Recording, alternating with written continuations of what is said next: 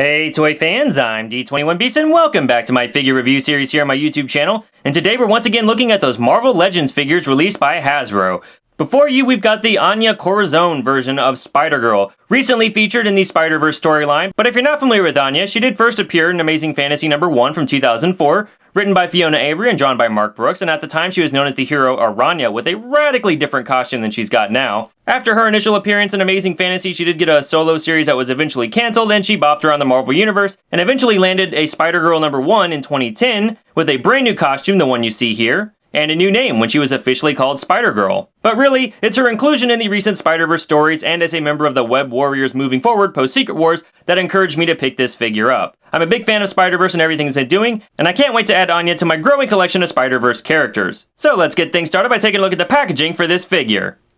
As you come down the front of this box, you do have the Build-A-Figure Collection Green Goblin emblem. You've got the logo from Marvel Spider-Man. You do have a window box packaging that houses this figure inside, as well as her Build-A-Figure piece. Towards the bottom, you've got the Marvel Legends Infinite Series logo, and finally, the figure's name, in this case, Skyline Sirens. Spider-Girl here was a running change with the Black Cat figure, who was also part of this wave.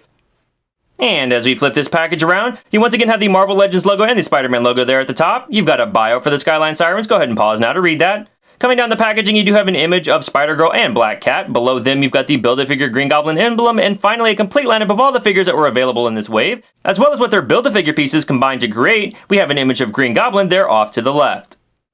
Alright guys, well that's the packaging. Let's say we get Spider-Girl out of the box and see what she's all about. Alright toy fans, so here we have Spider-Girl out of the box, and the first thing that you're going to notice is that she does reuse the same body mold as the Mayday Parker Spider-Girl and the Ultimate Spider-Woman figures that I've already reviewed. But outside of those reuses, I do think the Spider-Girl has a very nice head sculpt. As you look at her here, you can see that she does have nice sculpted hair on the top of her head here. All the different lines of hair are sculpted in there. There doesn't appear, well, there is a bit of a wash in there. You can see some darker lines, especially on the ponytail, it looks like here. She's got great paint applications on the face here with the pearlescent white eyes. The lipstick is applied very cleanly. The flesh tone around the face and on the ears is very clean. And then coming down her body here, we have this sort of white spider design. For the most part, this design is pretty clean. I've got a little bit of a paint mess up here on the chest. And coming down the figure on the line here on the abdomen, but other than that, it looks very nice, especially from a distance, it looks pretty good. And then the rest of the figure is just a plain black body sculpt, even on the back, just completely black. So overall, a pretty basic figure, but I do think the paint applications are mostly applied pretty well, and I really like that head sculpt. Anya doesn't actually come with any accessories for herself. She does, however, have the Build-A-Figure torso for the Ultimate Green Goblin. I reviewed that figure last year, so definitely check the link below this video if you want to see what that guy's all about. Since we don't have any accessories, let's go ahead and talk articulation. Her head is ball jointed, it looks down very nicely and looks back very nicely. Surprisingly, the hair doesn't really hinder her ability to look up, and I appreciate that. Head rotates left and right, rotates all the way around at the shoulder. Now she does have a single joint here at the elbow, and on my figure, this elbow joint is really tight. I'm worried I'm going to break it if I force it, but normally the elbow will move like this. And it's got a bit of a pop to it, but it moves pretty nicely. Again, this may be a one-off, but that articulation is supposed to be the same on each side. She's got a full rotation here at the elbow. She's got a wrist that rotates all the way around, has a hand that bends back that far and down that far.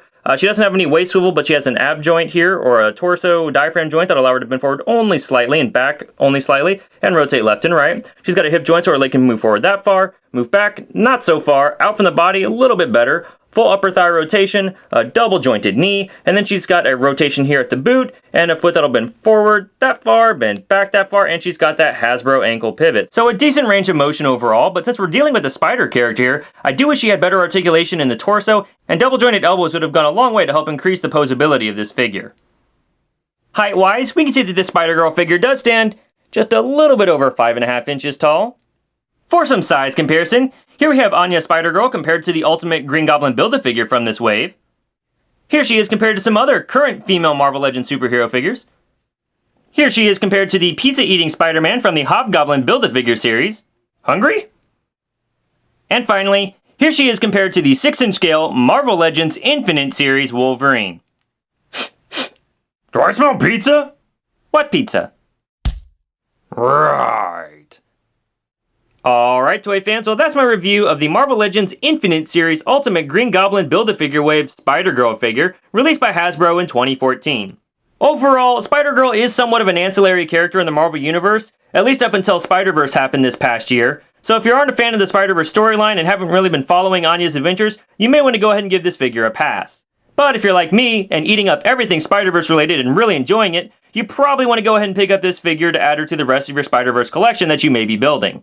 I must say, however, that I do wish the articulation was a little bit better on this figure.